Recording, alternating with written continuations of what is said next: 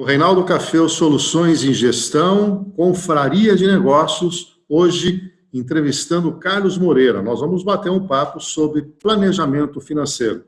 Te encontro já já, Moreira. Reinaldo Café Soluções em Gestão.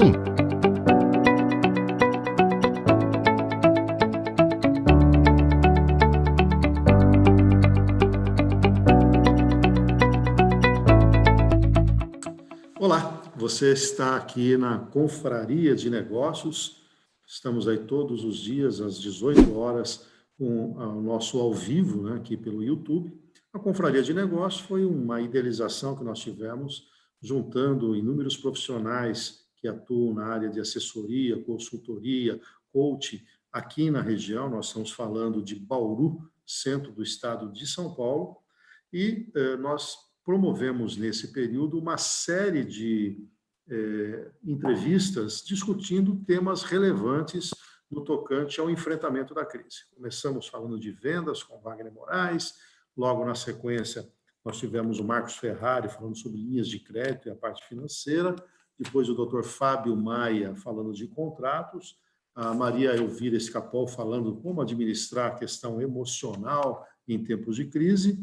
Tivemos também uma conversa com Milton De Biasi sobre liderança, e ontem nós conversamos com o Gustavo Cândido falando sobre a questão do digital na era da crise. Todos esses vídeos depositados aqui no Reinaldo Café Soluções em Gestão. Vou me apresentar, sou economista, Reinaldo Café, tenho um escritório de consultoria, Reinaldo Café Soluções em Gestão, e há um ano sou associado da Fundação Dom Cabral.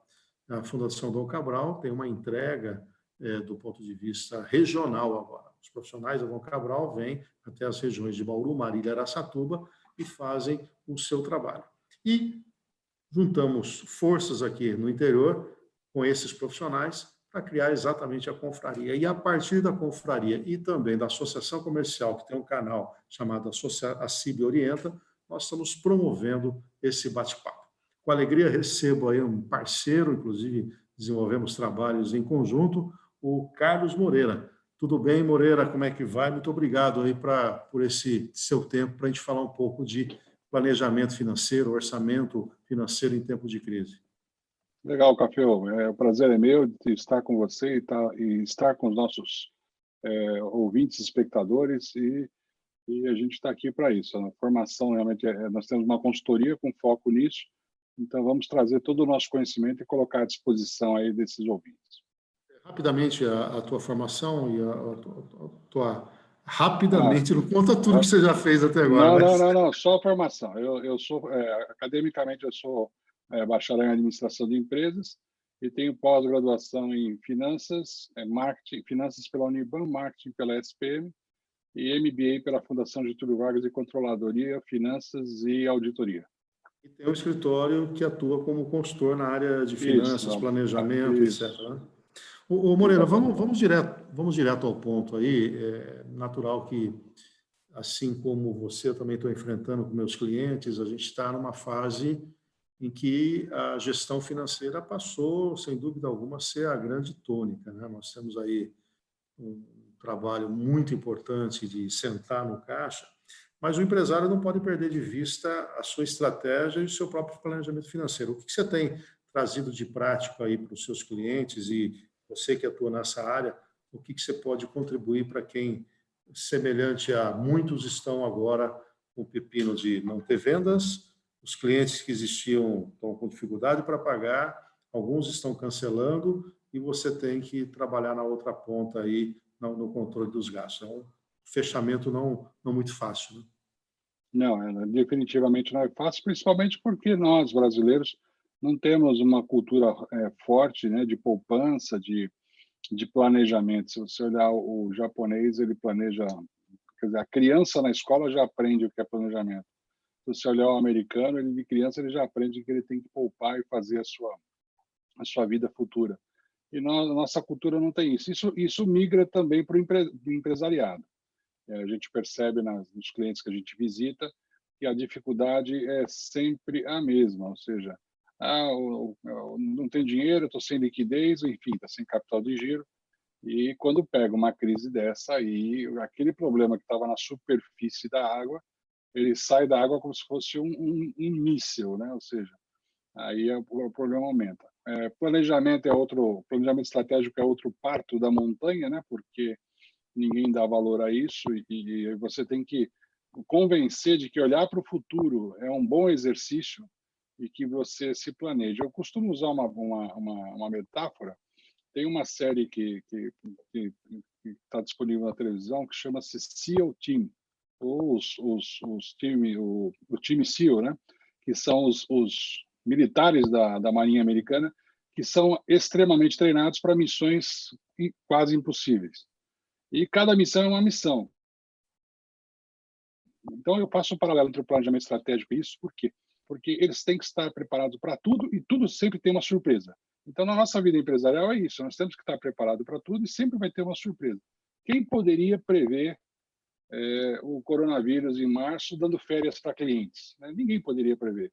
Mas se a gente tivesse feito um cenário pessimista, talvez financeiramente a gente estivesse melhor preparado e as dores seriam menores, você poderia tomar decisões com mais calma, com mais sensatez, e não ficar numa loucura porque o caixa secou, né? Agora, o que eu tenho observado é que nós vamos tirar muitas lições disso, né? Tanto na pessoa física como jurídica. É claro, nós temos aí no Brasil, e infelizmente esse número vai aumentar, 50 milhões de brasileiros que vivem com menos de R$ 420 por mês, e dentre desses tem pelo menos 15 milhões que vivem com menos de R$ 120, ou seja, abaixo da linha de pobreza. Então, esses, é difícil você ter uma comunicação que você fala assim, ó, você precisa gerar excedente. Né? Mas a classe média, que até se confunde com esse pequeno empresário, e aquele empresário até de médio porte, que a duras penas construiu o seu patrimônio, a gente sempre fala, olha, vocês precisam trabalhar uma gestão boa no seu orçamento para ter excedentes para capital de giro. Não distribua todos os resultados. Né? Crie reinvestimento. Para as pessoas físicas, a gente fala a mesma coisa. Né? O que vai acontecer com você se você tiver o desemprego? Acho que agora ficou muito claro o que nós estamos querendo dizer, né, Moreira, quando a gente fala da gestão do caixa e do gestão do próprio orçamento da empresa, né? Quer dizer, gerar excedentes e fazer com que esses excedentes sejam disponibilizados de maneira a enfrentar emergências. Talvez eles nunca tenham se dado conta que seriam essas emergências. E é engraçado, Café, porque isso que você falou hoje está acontecendo com classes média alta também, porque você pega um médico, né? Um médico que no pico de carreira estava faturando mensalmente R$ 120 mil, simplesmente o faturamento dele foi para zero, porque a clínica dele está fechada. Se ele não tinha uma cultura de não distribuir, né, todos os lucros, ou seja, rapelar o caixa da empresa, e se ele foi preocupado e poupou, ele tem uma reserva agora que ele vai conseguir segurar todo esse tempo que ele vai ter que manter a clínica e o consultório dele fechado. Agora, se é aquele médico que faz o plantão à noite para almoçar no dia seguinte, esse está com problemas sérios, porque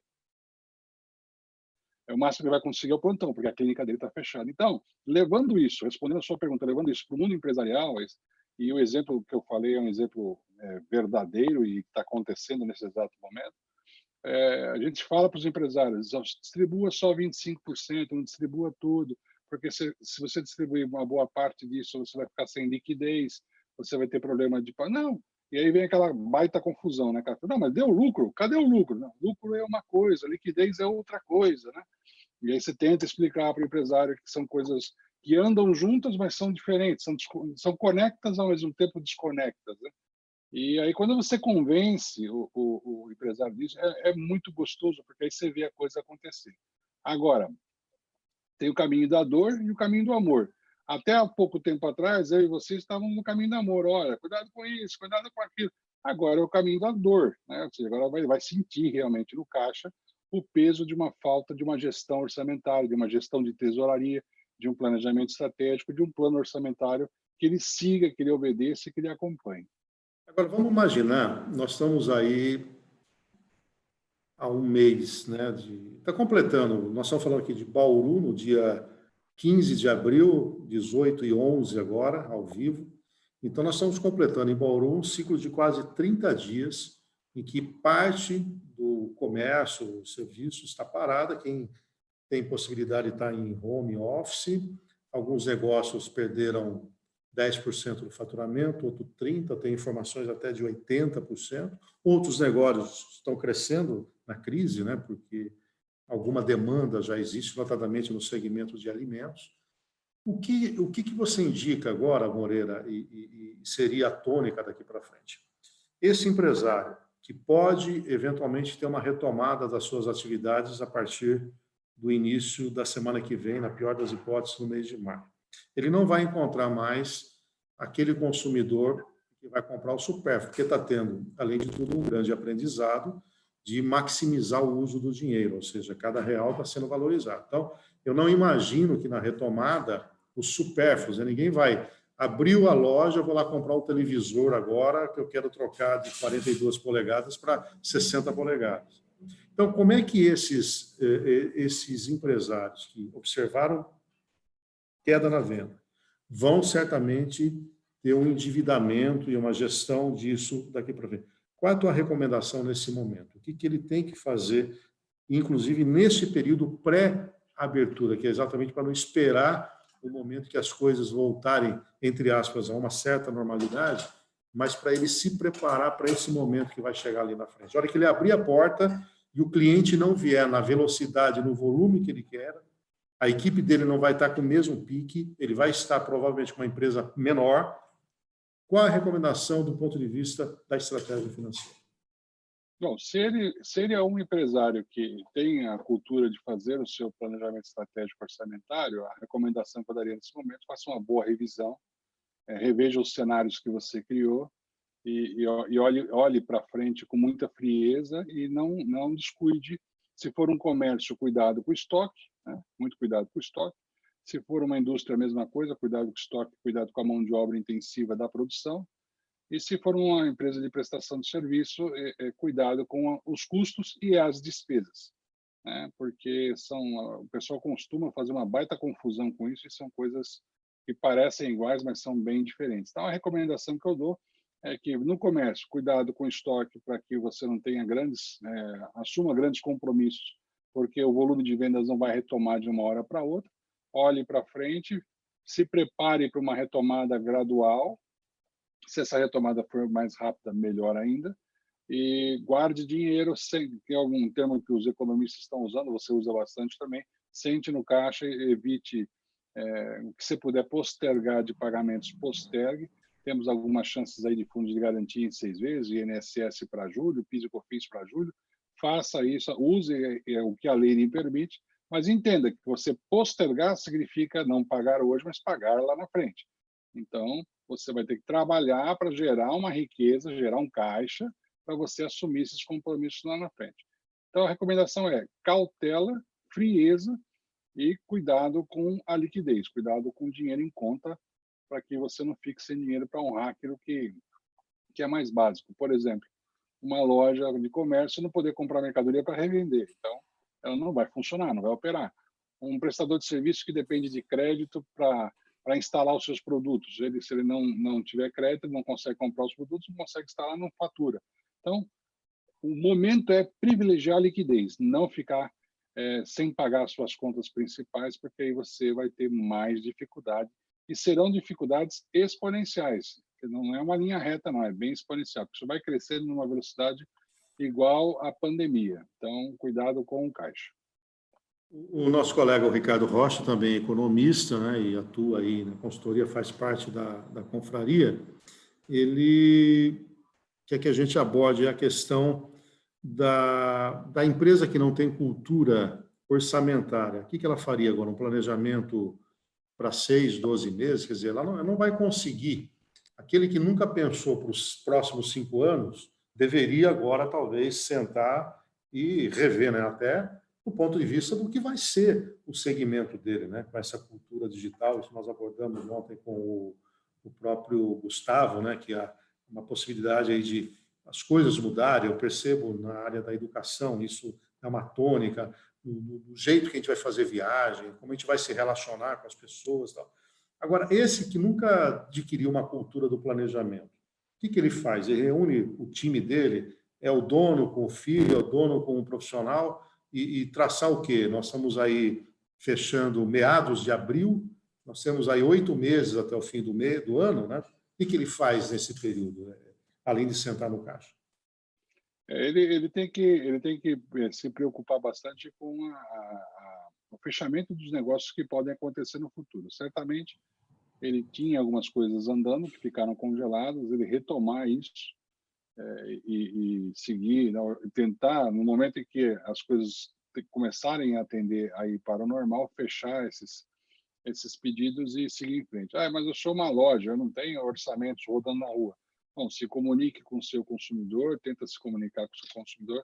Nós vimos aí muitos comércios rapidamente entrando na internet, no e-commerce, enfim, tendo uma agilidade muito grande, intensifique isso.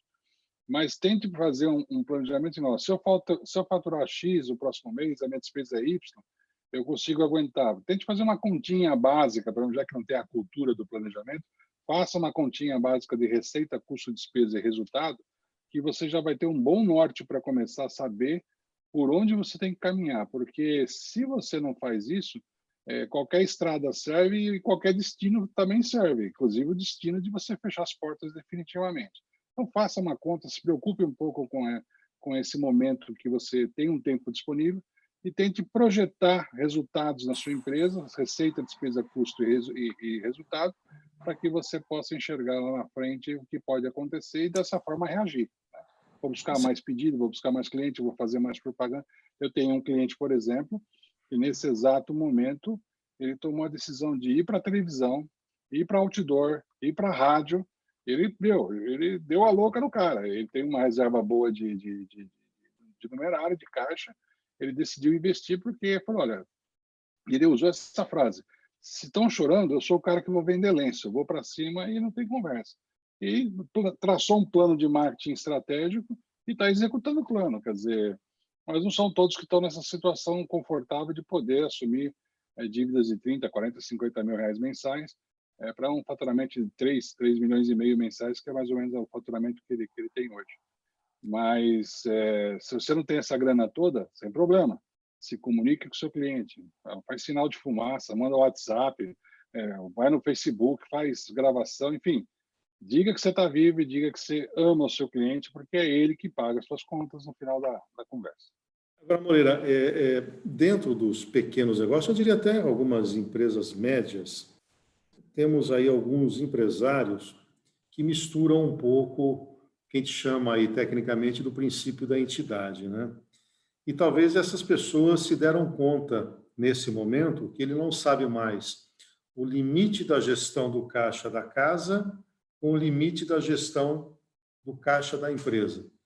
É uma grande oportunidade de dar uma virada nisso, né? Estabelecer um critério de prolabore, de distribuição de resultado, né?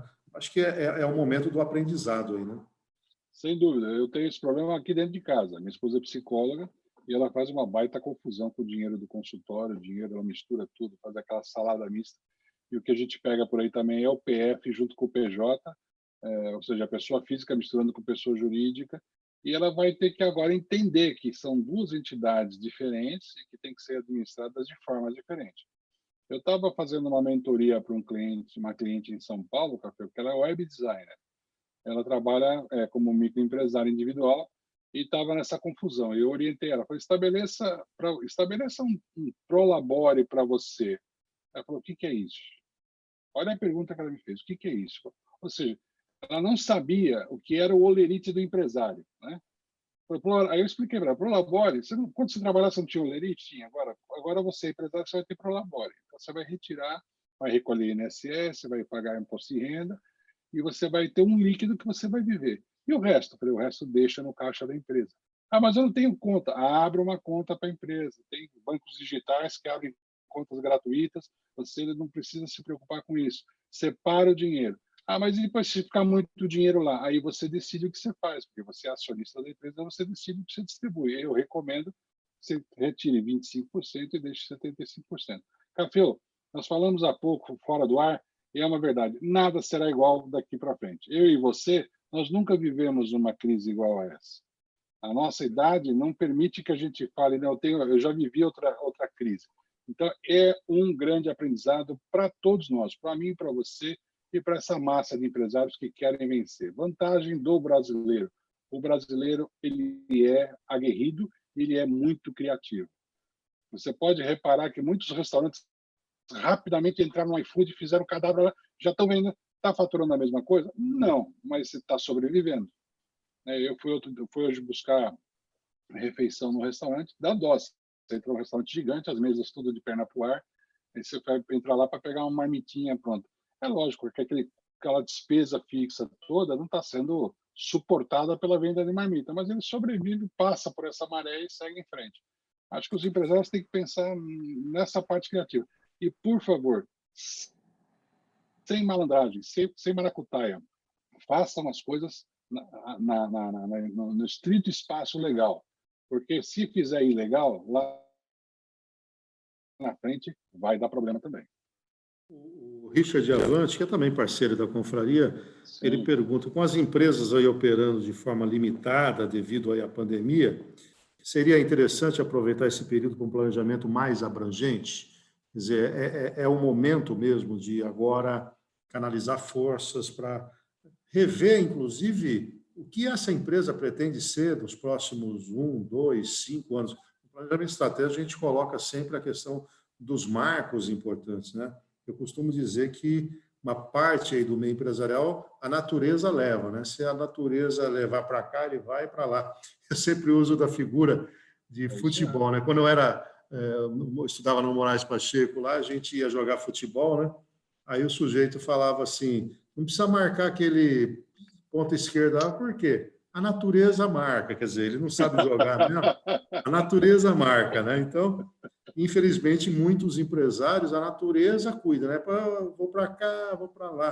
Acho que agora é a hora mesmo de sentar e falar, olha, e até ter a humildade de reconhecer que precisa de ajuda, né?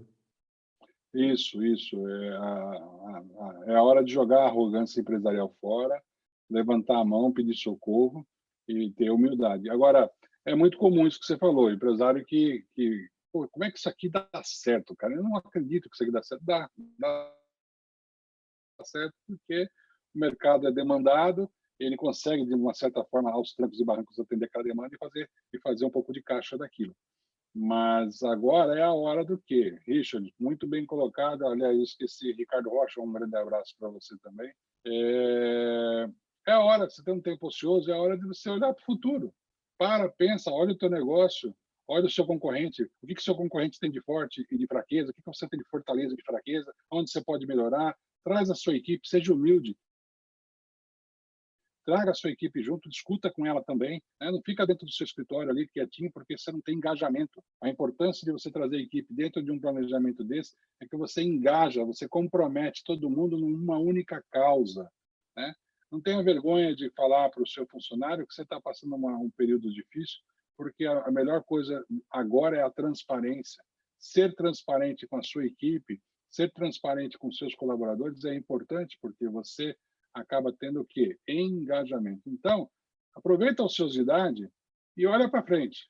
Olha para o seu concorrente, olha para o seu fornecedor, vê quais são as dificuldades que você está tendo, e aí você começa a criar um plano. O que é um plano? Então, como é que eu vou resolver o problema A? Como é que eu vou resolver o problema B? Como é que eu vou resolver o problema C? Simples assim. Ah, mas isso é muito simplista. Ok, quando vai para uma empresa grande, a gente faz uma coisa mais complexa.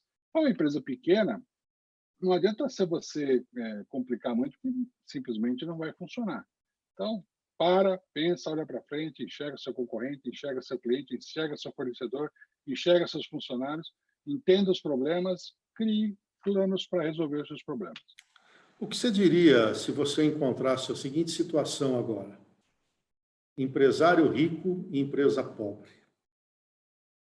Olha, eu responderia que isso é um golpe. Ou seja, o cara está preparando a empresa para ela quebrar e ele ficar com o dinheiro no caixa. Isso eu já vi 2 ou 3 vezes na minha frente. Eu diria para esse empresário que ele está muito equivocado e que ele vai deixar um legado muito negativo para os herdeiros dele. Então, se na outra ponta não for má fé, for uma visão de que eu, a duras penas, construí esse patrimônio, mas não estou a fim de devolver para aquela que foi minha fonte. um equívoco aí de ponto de vista, né? Se o dinheiro Sem veio dúvida. dessa organização e ele se enriqueceu com o dinheiro da organização, nada mais justo que, no momento de aperto, parte desses recursos, desse patrimônio, possam ser canalizados para salvar, né? Não necessariamente Sem dúvida. na burla, né? No Sim, sem planejamento. dúvida. Eu tenho um caso desse, inclusive é um contrato que está andando, onde os 2 sócios faziam uma retirada relativamente considerável da empresa, e eu tive que fazer 2 reuniões com ele, uma não foi suficiente, para mostrar para eles que eles tinham que dar uma cota de sacrifício agora. E eles me perguntaram claramente qual seria a cota de sacrifício. Falei, diminuir a 1/3 que vocês retiram hoje da empresa. Ah, mas eu não consigo pagar minhas contas. Pega a sua reserva pessoal e paga as suas contas. Você retirou milhões e milhões da empresa, não é possível que você gastou tudo isso aí. Está em algum lugar. Agora é a hora de você pegar a reserva e quitar. Da mesma forma, se a empresa está precisando, nesse momento ele vai ter 2 fontes de financiamento, só 2. Ou ele, ou o banco. O banco, ele vai sofrer um pouco, vai chorar um pouco lá nas mágoas em cima da mesa do gerente, para tentar convencer o gerente que ele vai pagar a conta. Só sobrou uma fonte de financiamento, a dele. Se é o exemplo, empresa pobre, dono rico, que o dono rico divida um pouco a riqueza dele com a empresa que lhe trouxe a riqueza, para ver se vai lhe trazer mais riqueza no futuro. Eu acho que é uma coisa muito básica, mas que as pessoas... o problema, Café, sabe o que a gente encontra, e você deve encontrar isso todo dia, é um maldito padrão de vida. O cara não admite, ele não sabe como é que ele vai chegar em casa e vai falar para a família, olha, precisamos reduzir o nosso padrão de vida porque temos que apertar o cinto. E aí é o orgulho, né? O orgulho não deixa ele abrir o jogo. Mais uma vez, transparência. Não fica mostrando uma coisa que você não é. Chega em casa e fala, olha, não dá para gastar o que estamos gastando agora, vou ter que cortar pela metade. Ponto, cara. E se você não for uma pessoa que fez poupança, lamento informar que você está com grandes problemas, porque agora é a hora de você usar a poupança que você fez. E é um bom momento para falar um pouco sobre isso na família, né? Porque com a dificuldade de uma viagem, você tem restrição de ir até para a praia, né? Mesmo que você pegue um carro aqui, você queira acessar a praia, está com restrição. Você não tem balada, você não tem gastos excessivos no cartão de crédito, né? Seria um momento aí dar uma olhadinha nesse orçamento da família e dizer, ó, tá vendo? A gente consegue sobreviver sem tantos supérfluos, né? E aí poderia esse excedente que ele está, ou essa retirada que ele está fazendo da empresa, ser reduzido para esse 1/3 que você deu de exemplo, sem que você prejudique, né, até o seu dia a dia. Usar isso como aprendizado nesse momento. Né? Não, nós vamos ter vários aprendizados, sem dúvida nenhuma. E esse é um momento rico para ele sentar com a família e transferir esse aprendizado para, escuta, o mundo existe, o mundo real está aí fora, o mundo de Bob é só no desenho animado, e a gente tem que recolher o trem de aterrissagem e encolher o cinto, não tem jeito. Agora, isso é muito básico, né, Café? Porque tem um ditado famoso que diz assim, atrás de um grande homem tem uma grande mulher, e é uma pura verdade, né? Se a família é uma família que segue junto em todas as decisões, você tem uma solidez financeira melhor.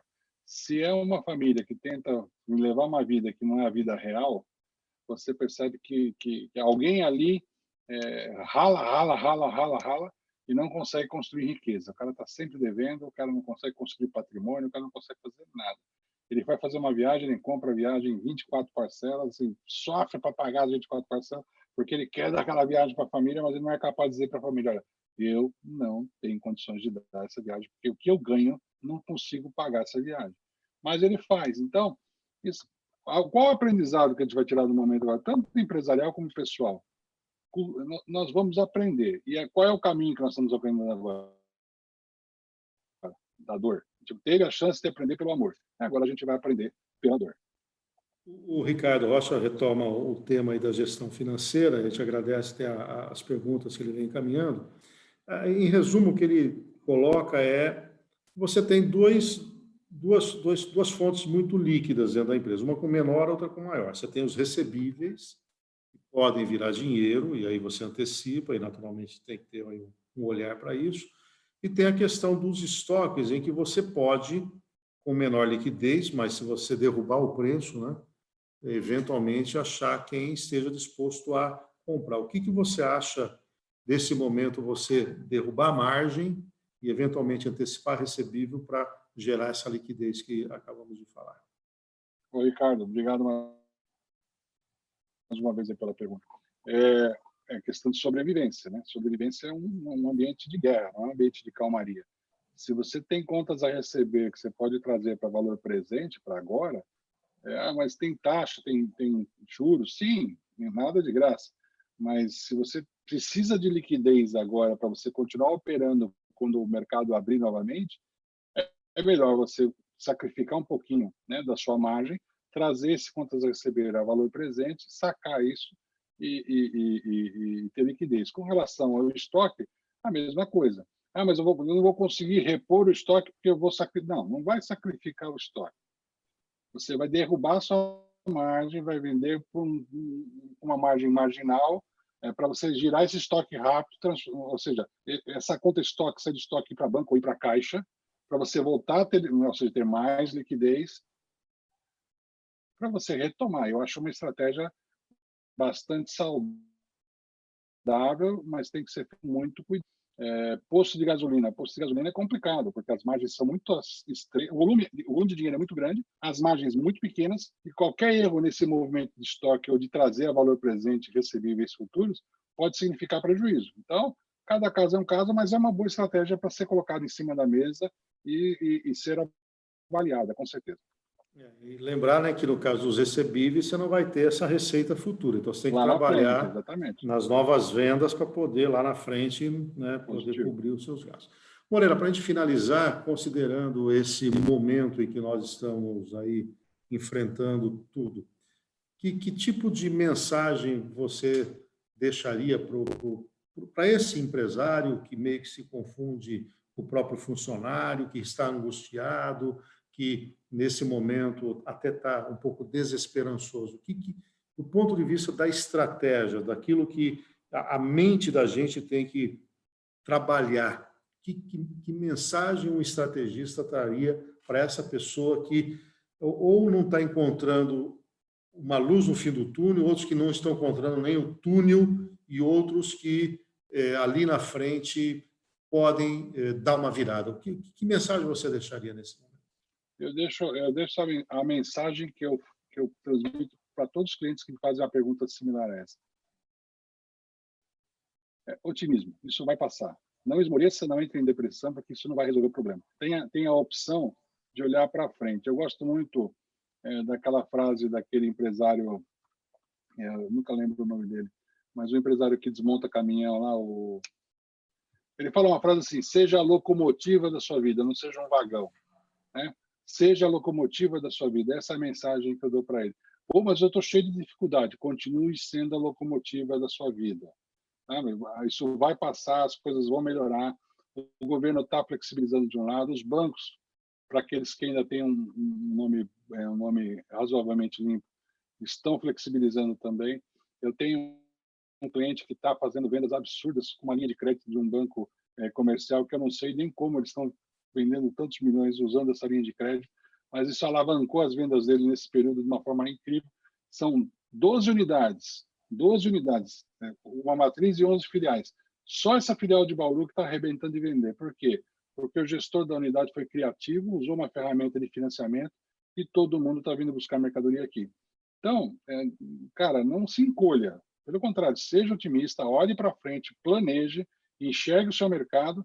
Isso vai passar, vai retomar, e aí você está preparado para retomar. Por quê, Cafeu? Olha os nossos esportistas. Todos eles estão em casa, como nós. Todos eles estão fazendo exercício e mantendo seu condicionamento físico. Então, é o que o empresário tem que fazer. Faz o seu exercício empresarial e mantém seu condicionamento físico empresarial. Para que a hora que a coisa retomar, você está pronto para ir para cima. Não esmorecer, vai para cima. Hashtag quebra tudo. Legal. Muito obrigado aí pela sua participação, foi de grande valia. Lembrando que amanhã, às 18 horas, nós temos aqui um novo encontro dessa série. E amanhã o Leandro Rosa vem falar, ele é agente credenciado da XP Investimentos, da GR Capital. Nós vamos falar aí sobre investimentos, né? De um lado tem gente que perdeu valor, mas tem alguns que, felizmente, criaram um excedente, também perderam algum dinheiro agora. A gente vai falar um pouquinho das opções, né, e de como é que vai trabalhar. Então, não perca amanhã às 18 horas essa entrevista com o Carlos Moreira. Já vai estar disponível aqui no YouTube para você ver em qualquer momento, em qualquer lugar, inclusive compartilhando o link com quem você quiser. Lembrando, então, que na confraria nós já temos aí um bate-papo sobre vendas com o Wagner Moraes, nós já tivemos uma conversa também sobre finanças, linhas de crédito com o economista Marcos Ferrari, falamos com o advogado Dr. Fábio Maia sobre gestão de contratos em tempos de crise, conversamos com a Maria Elvira Escapol sobre gestão da saúde emocional em tempos de home office, também tivemos uma conversa sobre liderança com Milton De Biasi. Ontem nós conversamos com Gustavo Cândido sobre a questão do digital em tempos de crise e temos aí esse bate-papo muito gostoso, muito proveitoso com o Carlos Moreira, falando aí da planejamento estratégico, gestão, como administrar em tempos de crise. Moreira, sucesso aí para você, que rapidamente saiamos dessa enrascada aí que o mundo nos colocou, né? Mas, como você disse, eu tenho dito também que nós saiamos mais fortes, né? Os sábios sabem aproveitar da diversidade para crescer. É uma grande oportunidade, que sejamos fortes e otimistas e sigamos em frente. Obrigado pela oportunidade e um abraço a todos aqueles que estão nos assistindo ou que vão nos assistir com a gravação que vai ficar disponível. Um abraço, Café. Bom falar com você, viu? Muito bom, igualmente. E para você que vem prestigiando o nosso trabalho, muito obrigado. Nós estamos pegando gosto pelo negócio aqui, que pode ser que a gente tenha um canal permanente aí, com uma programação para a gente fazer um debate, inclusive em formatos que mais de um participe. Então, aí estamos estudando. Temos aí até sexta-feira ainda muitas atividades. Um abraço, tchau, Moreira, descanse aí. Um abraço. Bom, tchau, tchau.